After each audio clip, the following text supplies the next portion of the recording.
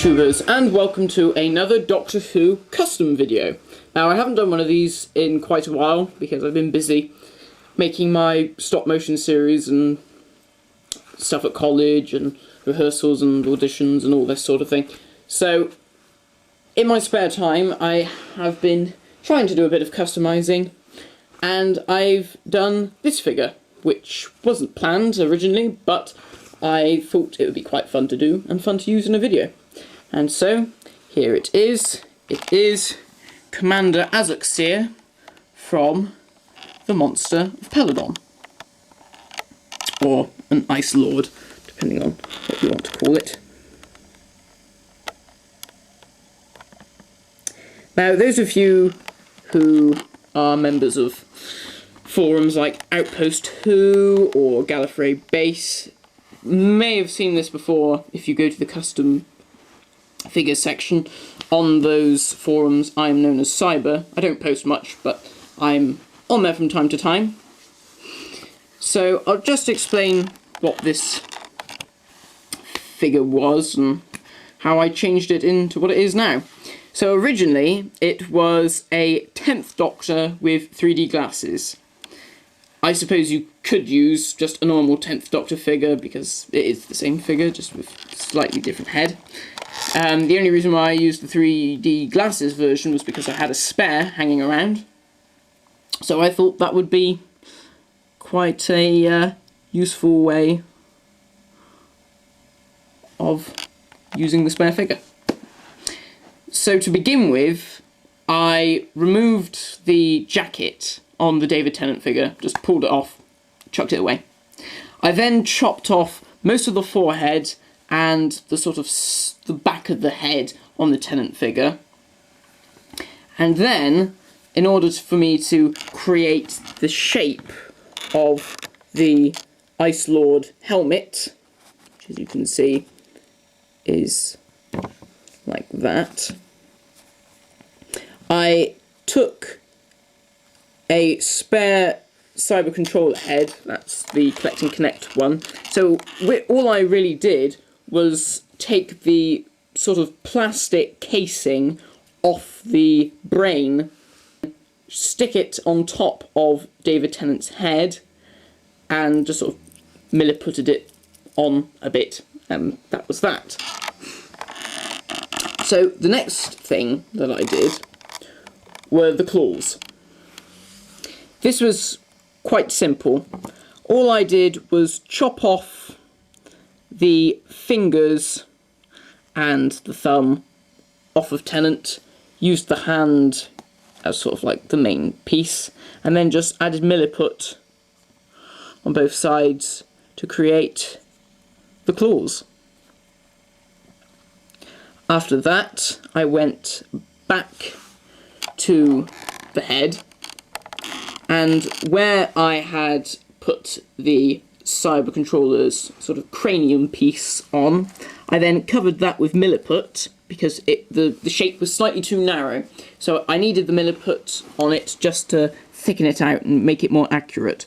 But before I actually did that, I put a thin piece going across here. Now this piece actually went across the join between the head of David Tennant and the head of the Cyber controller. That was then meant to be the sort of the perspex of the eyes. Then I added milliput over the top here. Just a strip going across there, strips going down, strips going across, and then just sort of merged them in.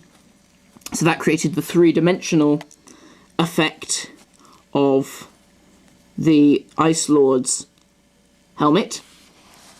And then the milliput just sort of carried on down, shaped it here, and just all the way around. I then waited for that to dry, and then I added a strip up the middle, as you can see, which ended just like that, got thinner as it went up, and then that was the helmet done.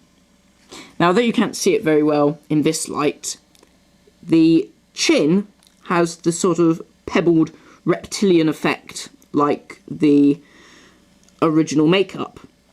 So for this, I just got small little circles and just picked them off and stuck them onto the chin. The lip was then recreated as well, just to make it a bit bolder so you could see it better. And that was that.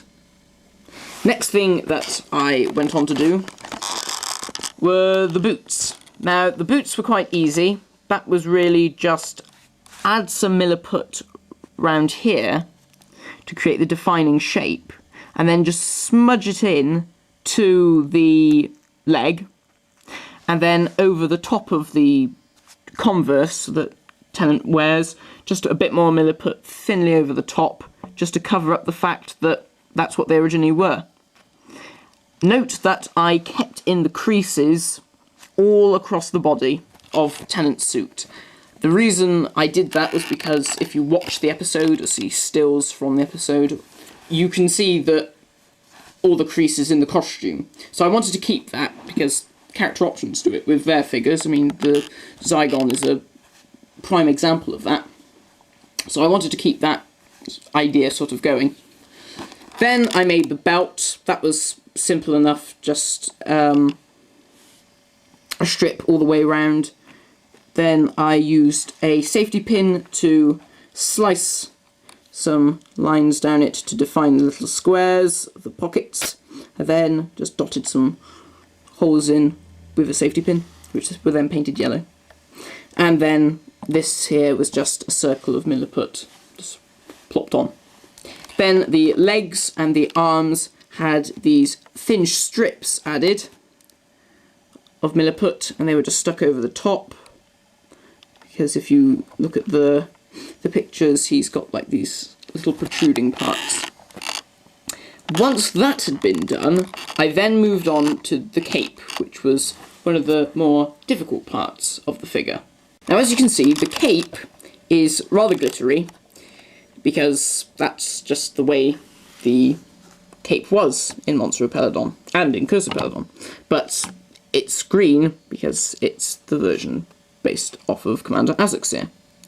Now, the glitter does come off slightly, but not too much. It's actually stuck on quite tight. Now, what I did for this was I got a piece of green fabric, just like a normal t-shirt, and it was lucky enough to be the same colour green as the glitter, all of which was supplied by my brother's girlfriend, so thank you very much for that, because that came out very, very good. And basically we used, well, my dad came up with this, some ultra tape spray adhesive, so just like some spray glue, I think it's for carpets. Sprayed the entire piece of fabric, which I'd cut to size, and just dipped it in this glitter and covered it, and it stuck on nice, pretty good.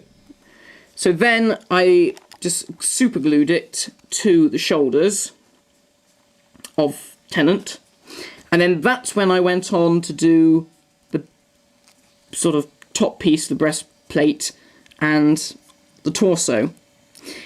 This was all done with milliput, and was the most difficult part of the sculpting because of all of this. So I was there for quite a while looking at different images of the chest piece, because as you can see it's quite intricate in its designs, and that was all just little bits of milliput just placed onto the main piece. That obviously continued around the back and then covered up the edge of the cape, which had been glued on, and it just gives you a very nice effect that it's all one part of the armour and appears as it did on TV. And then finally I added some extra creases and folds to the main part of the costume, and then got a safety pin and then added all these little dashes and grooves. And then once it had all hardened, I painted it. Thanks for watching, and I'll see you next time.